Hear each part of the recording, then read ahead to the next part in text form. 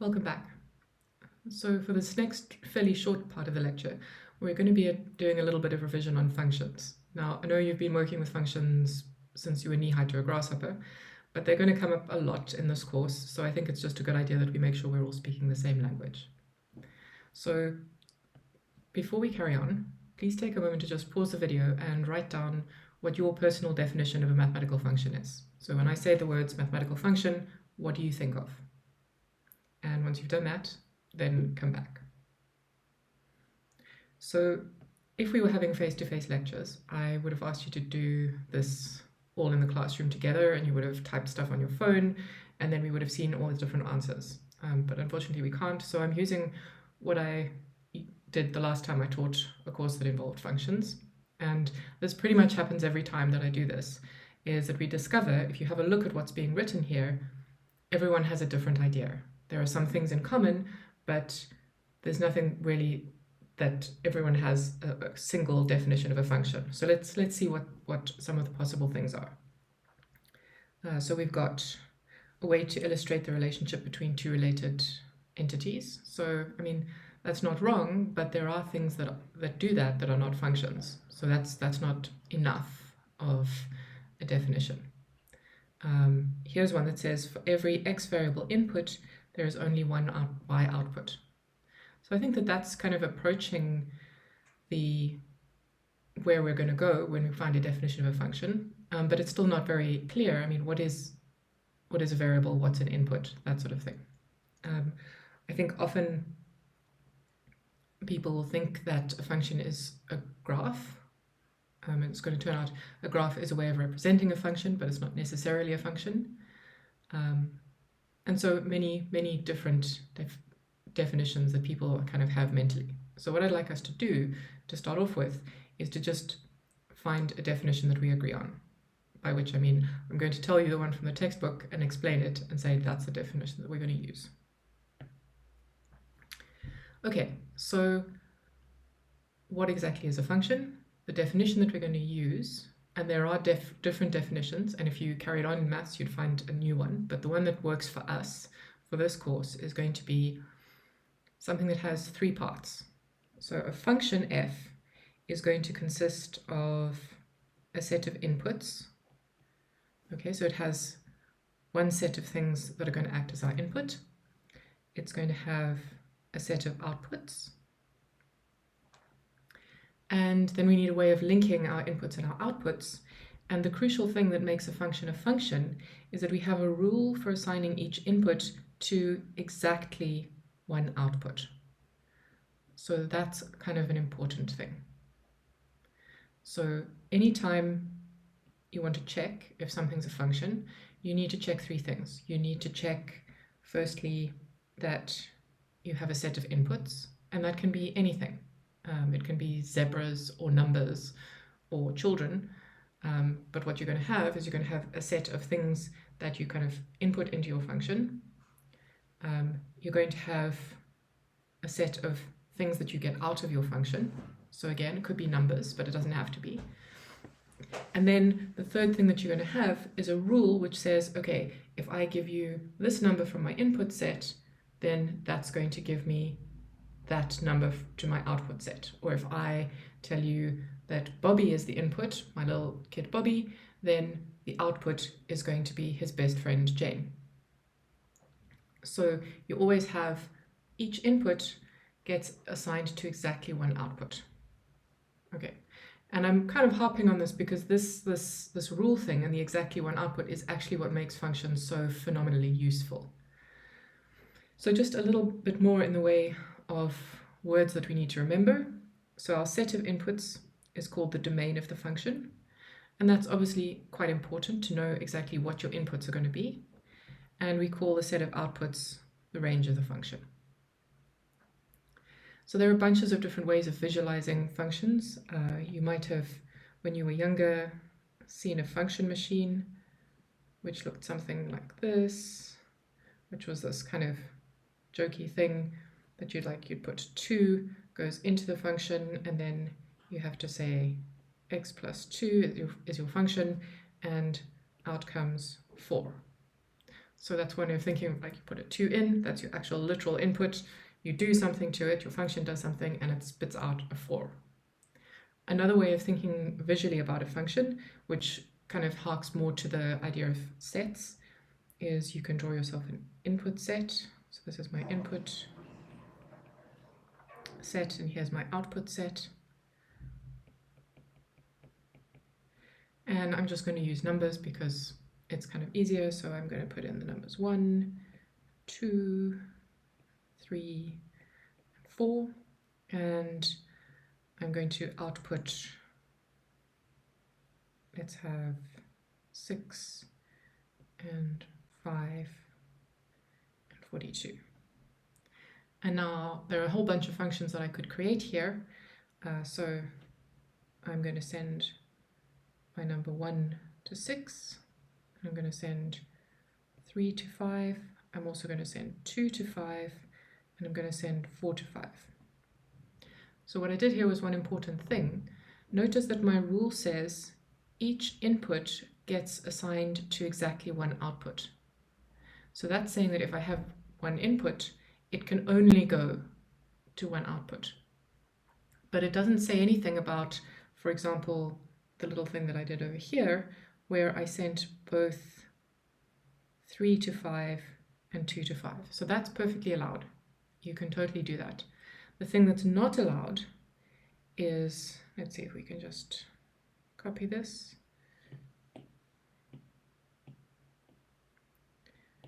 And I'm just going to do a little bit of erasing here.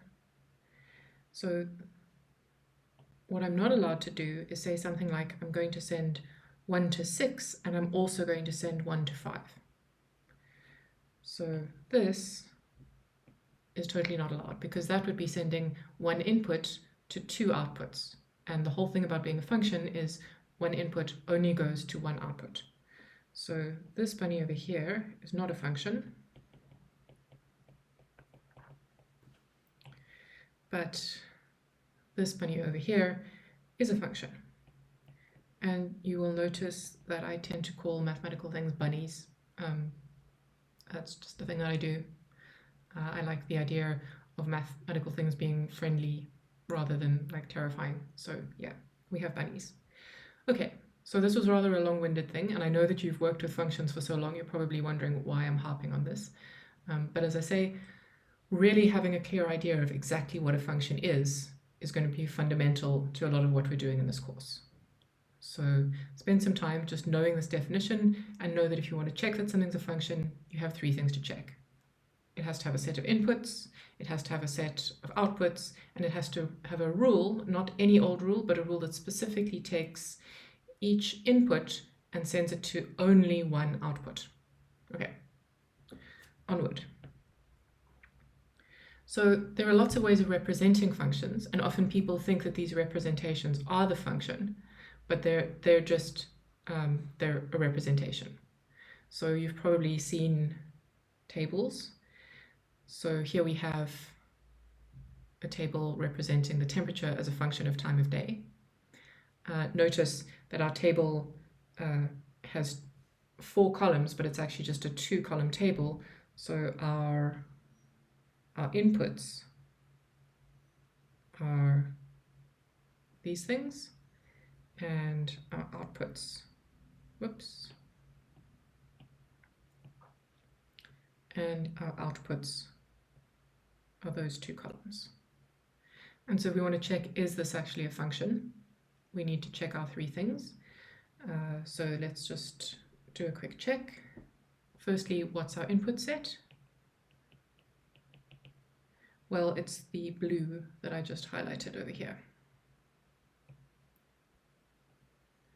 So it has an input set. It's those numbers 0, 1, 2, 3, blah, blah, blah. All right, what's its output set? Well, that's just the things that are highlighted here. So our output set looks like 58, 54, 53. And you'll notice that there are duplicates in our output set. So, for example, we've got 2 different numbers. So 3 gets sent to 52 and 4 also gets sent to 52. But that's totally fine. Okay, the issue would just be if 3 got sent to 52 and to 53. Okay, so this is still a perfectly good function. And the final thing that we need to check is our rule. And here it's a little difficult to kind of say in words exactly what the rule is. You can just see the rule graphically because of how the table is constructed. So the rule says take 0 to 58, 1 to 54, 2 to 53, and so on. So the rule is kind of, it's visual. There isn't a simple way to say so. So this is one way of displaying, but this is definitely a function. Perhaps a slightly clearer way of showing that this is a function is by drawing a graph. And again, we think, is this actually a function? Well, we need to check our inputs and our outputs and our rule. So we have our inputs are now being displayed on the x-axis. So here are our inputs. Our output, so the set that we're using as our output, is on the y-axis. And it is these dots that give us the rule that tell us how they're matched up. So each one of these dots really has coordinates. For example, this looks like it's about 865, and this tells us that 8 from our input gets sent to 65 in our output. These temperatures are in Fahrenheit, if you're wondering where this crazy hot place is. So again, we definitely have a function. Okay. And then the third way that we can represent a function, and generally speaking, when we're in a hardcore maths course, this is mostly what we're doing, is as a formula. And here you need to do a little bit of thinking, and it's not necessarily clear what the domain and range are. But we can have a look. So here I have ascribed the variable t to my input, or my range, and I'm using big T for temperature for my output. And if we want to think about what possible values of our input are, this is where you'd have to do a little bit of thinking, or otherwise if you were given information about what the domain and range is. But since we're thinking about time, and if we look at where this data is coming from, it's hours after midnight. So we could work out, so sorry, that should not be range. I don't know why I put range there. That should be our domain. So if we think about what our domain should be, if we're talking about hours after midnight, then that should probably be the set 0, 1, 2, all the way up to 23. For our output, so that should be our range. That we might have to do a little bit of thinking about and a little bit of calculation. But we can tell that we do get valid outputs. So if, for example, I put a 0 in for my time, I get a sign of -8 is something, times it by 17.5 and add 70, and I'm going to get a number. So our range, at a very kind of generous level, we could say, well, we know that our range is going to be real numbers. We could probably do better than that if we thought about it a bit, but that's good enough. So we've got our input, and we've got our output, and this equation over here tells us the rule. So this gives us the rule.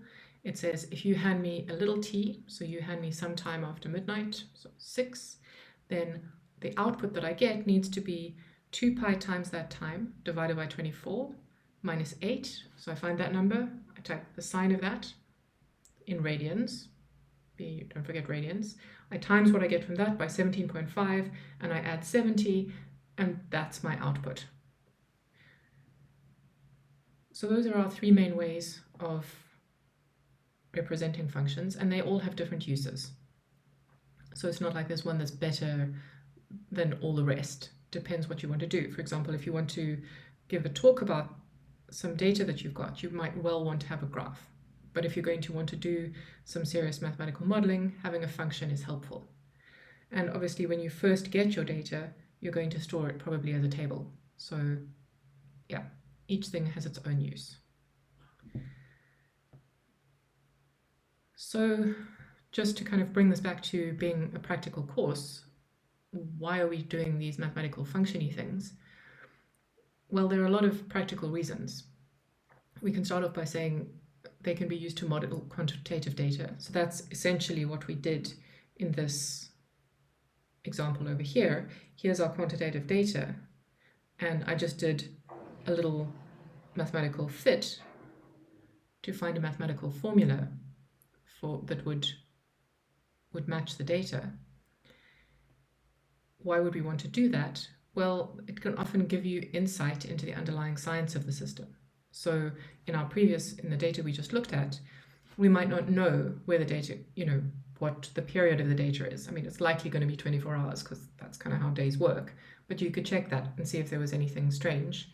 And by having as your model a sinusoid, that gives you a way of mathematically checking that you've got the right period, that kind of thing. And in fact, you can go further than that, because once you've got a mathematical formula that's modeling your data, you can use things like differentiation and integration to gain even deeper understanding into the system. So your differentiation is going to be used to tell you how fast your data is changing, which can be a little bit tricky to tell.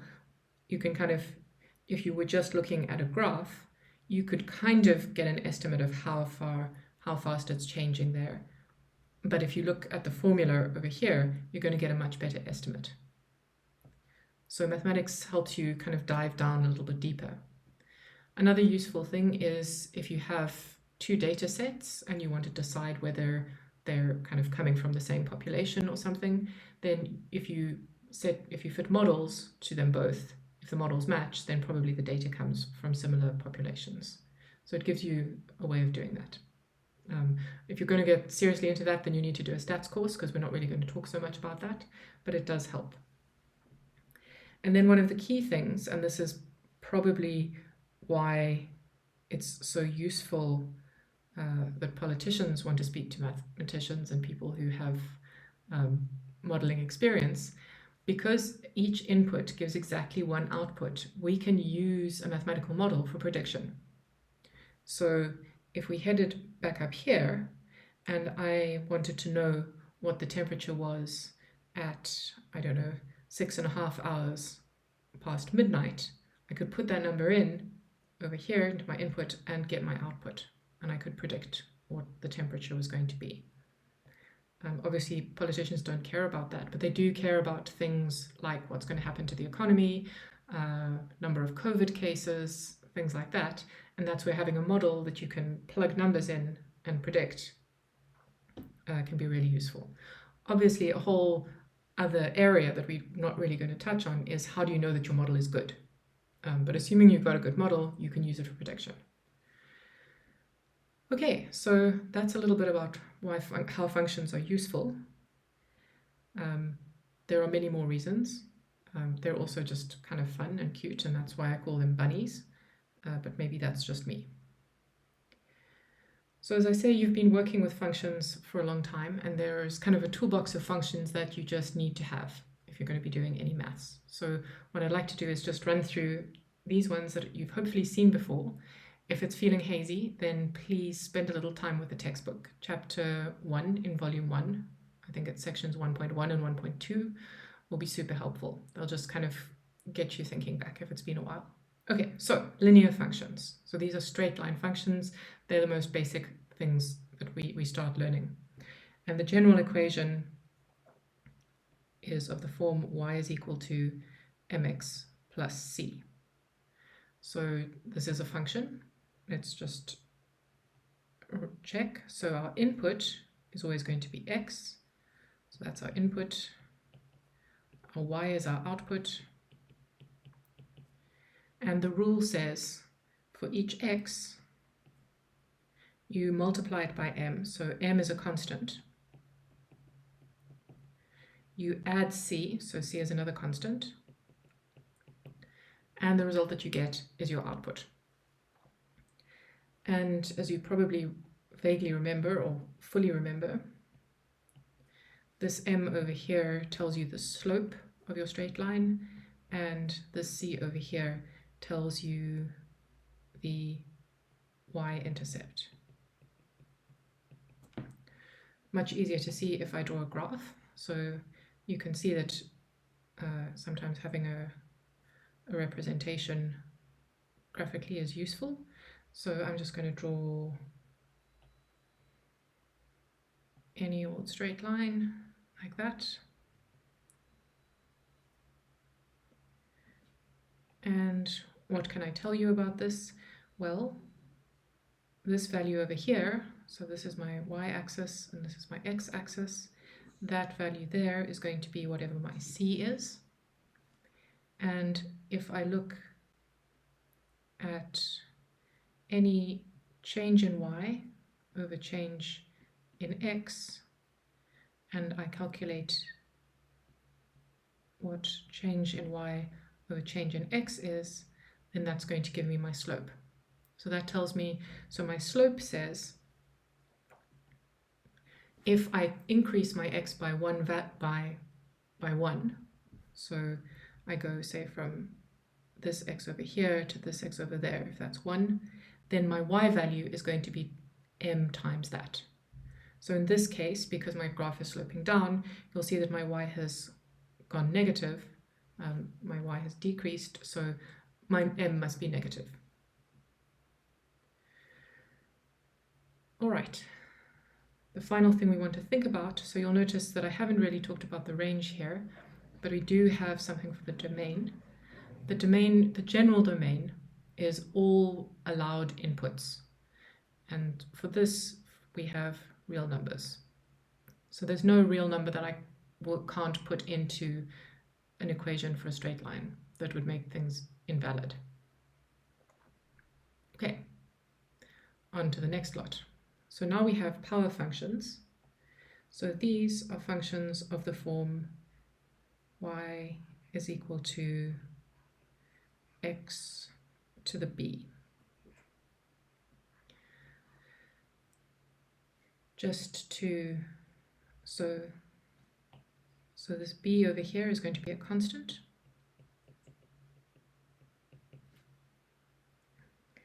And we have our x and our y, which are our usual inputs. So what do these things look like? Well, it depends quite a lot on what b is.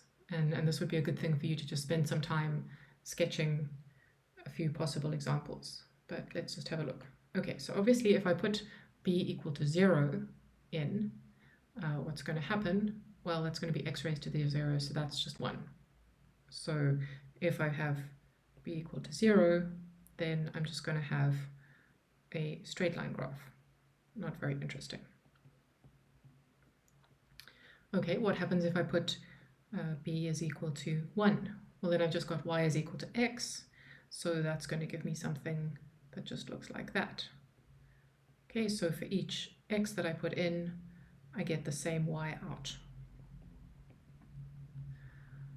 All right, how about if I do b is equal to 2? So now I've got y is equal to x squared. So it's going to be something like that. And you can keep going and you'll keep getting powers of x. But you might think, okay, what about things like if I put b is equal to -1? So then I've got y is equal to x to the -1, which is the same as y is equal to 1 over x. So then I get something quite different happening. So the first thing is, if I've got 1 over x, I can never have x equal to 0, because then the universe would explode, because you're not allowed to divide by 0. So you end up with something that looks like this. And you can check that. And if you put in b is equal to -2, now you've got the function y is equal to 1 over x squared. And you can check for yourselves what that looks like. But that's going to do something vaguely similar, except it's going to be something like that. So even though this is a very simple looking little equation over here, y equals x to the b, it has quite a lot of interesting stuff that you need to know about, depending on what your b is equal to. So we can't really say a lot about the domain in general, but we can say that if b is greater than or equal to 0, then our domain is all real numbers, because we can put anything in. But if our b is less than 0, so if it's negative, then our domain is going to be real numbers but without 0, because we don't want to be dividing by 0. Okay, so we've got quite a lot happening here. So I'm just going to put over here for our constant for b that b can be any real number. Okay, and the same goes for our m and our c and our linear function. Now let's have a look at polynomials. So a general polynomial has the following form. It's going to look a little bit hairy, but that's okay. Y is equal to a0 plus a1 times x plus 2 times x squared. And we keep doing that for n terms. So this is a general polynomial, and this one has n terms, but a polynomial can have any number of terms. So it could have one term, in which case it would just be y is equal to a0. It can have two terms, in which case it would be y is equal to a0 plus a1x, and so on and so on. Let's just make sure that we're happy. So here, our a's, these are all constants, and each one can be a real number for what we're interested in. And you'll notice that we're adding powers of x, but the powers that we're adding are positive integer powers. So over here, although you can't see it, there's really a hidden x to the 0. And because we don't write the 1, our second term is a1x to the 1. So you can see that each term has x to a power starting from 0 on onwards. So you might be looking at this and going, hang on, this, if I'm just looking at the first two terms, what I've got there is y is equal to some constant plus a constant times x. And that's actually just a linear function. So a linear function is one kind of polynomial. If you add on another term, then you get what's called a quadratic. If you add on another term, then you get a cubic, and so on and so on and so on. And just like we had for the power functions, there are different looks for our various functions. So let's have a quick look. So obviously, if we only have a0 not equal to 0, so we've just got y is equal to a0, then we've got a function, a straight line function, and it has the value a0. If we have only a0 and a1, then that's our good old linear function that we know about. And it's when we start getting, for example, a0, a1, a2. Well, actually, we can just, so we have a2 is not equal to 0, then you're going to get some quadratic, like that, so maybe a happy one or a sad one. If a3 is not equal to 0, but everything higher is, then you get something that looks like that. So there's a whole lot of stuff going on here with these polynomials. Hopefully you saw them at some point in your prehistory. Please go and have a look at the textbook if you're feeling a bit like, what is this? And just to talk a little bit about what are our valid inputs, well, you can put any x value that you like from the real numbers into a polynomial. So I would say linear power and polynomial functions you really need to be feeling comfortable with. So spend some time with them, do a little bit of revision. So for linear functions, it's things like finding the intercept, finding the slope, being happy if I give you a slope and an intercept, finding the equation. For a power function, you just want to be able to sketch them depending on the different values of b. So are you looking at a quadratic? Are you looking at one of these funny things over here? That sort of thing.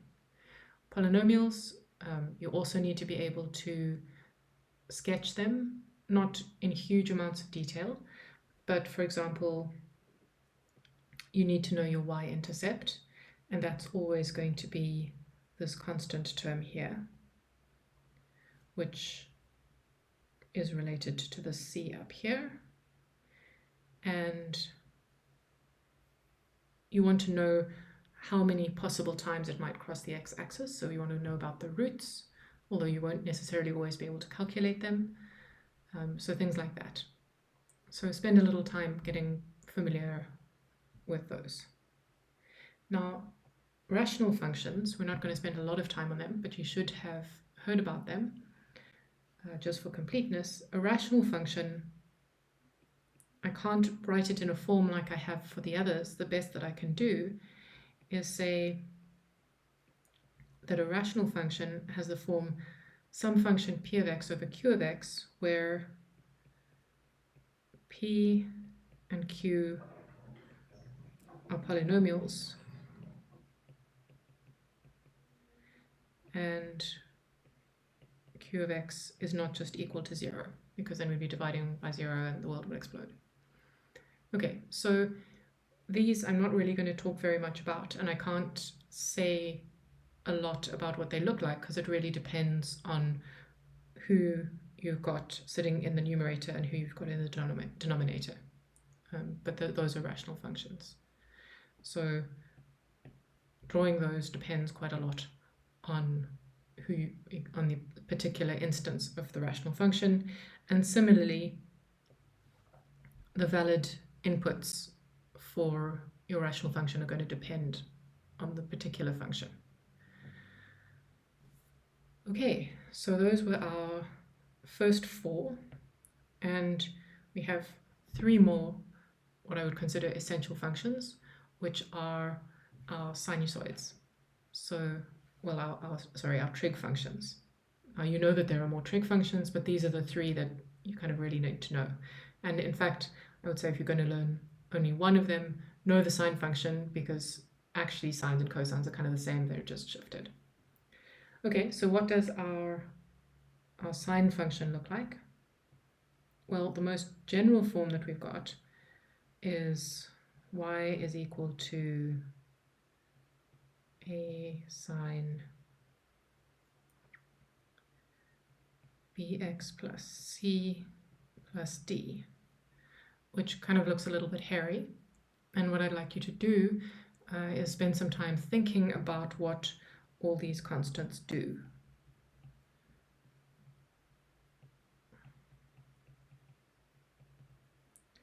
But for the moment, let's just have a look at y is equal to sine of x, and the graph of that looks like this.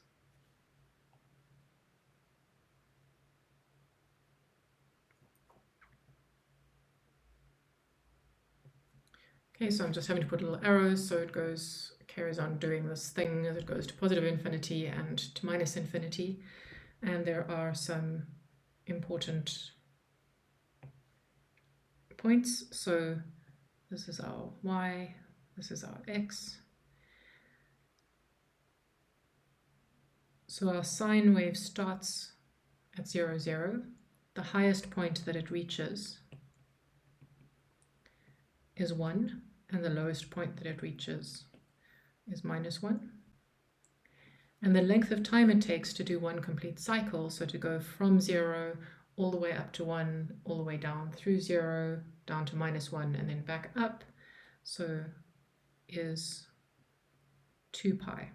So one of the important things that we're doing here is we're in radians. So this x value over here is pi. It reaches its highest point at pi over 2, and it reaches its lowest point at 3 pi over 2.